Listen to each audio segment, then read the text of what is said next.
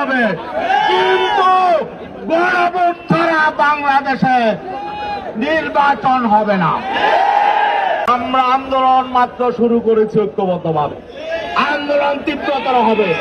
আপনারা যদি আন্দোলন চান আমরা আন্দোলন দেখাবো, আর যদি আপনারা অঙ্গীকার বাস্তবায়ন করে সোজা পথে হাঁটেন তাহলে আমরাও আপনাদের সহযোগিতা করব। আসসালামু আলাইকুম রহমতুল্লাহ। নাহমাদুহু ওয়া নুসাল্লি আলা রাসূলিল কারীম, আম্মা বাদ।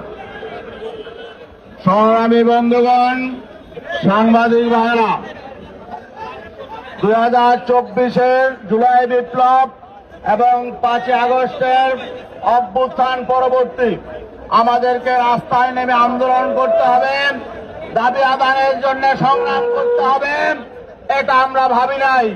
কিন্তু এই অন্তর্বর্তীকালীন সরকার আমাদেরকে দাবি আদায়ের আন্দোলনে রাজপথে নামতে বাধ্য করেছে।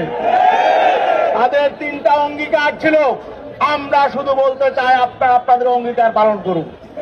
1 নাম্বার, তারা রাষ্ট্র সংস্কার করবে, আর রাষ্ট্র সংস্কারের জন্য সংস্কার কমিশন হয়েছিল, ঐক্যমত্য কমিশন হয়েছে, জুলাই সনদ হয়েছে, জুলাই সনদ স্বাক্ষরিত হয়েছে, জুলাই সনদের বাস্তবায়ন আদেশের জন্য সকল রাজনৈতিক দলগুলো একমত হয়েছে, গণভোটের ব্যাপারে একমত হয়েছে।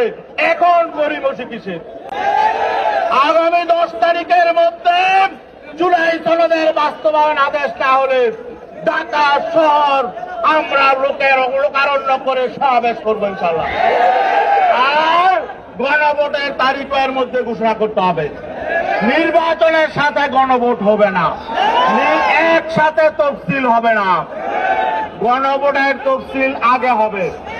আর আমরা বলেছিলাম নভেম্বরের মধ্যে গণভোট দিতে, আপনারা গড়িমসি করে সময় যাপন করেছেন।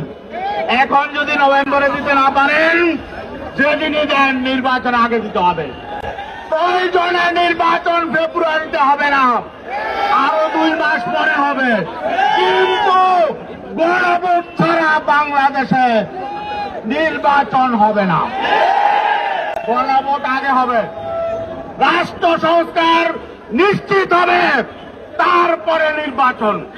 রাষ্ট্র মেরামতের জন্য আমাদের সন্তানরা জীবন দিয়েছে, কৃষক শ্রমিকরা জীবন দিয়েছে, রক্ত ঝরেছে, অতএব এটা নিয়ে কোনো তাল বাহানা চলবে না।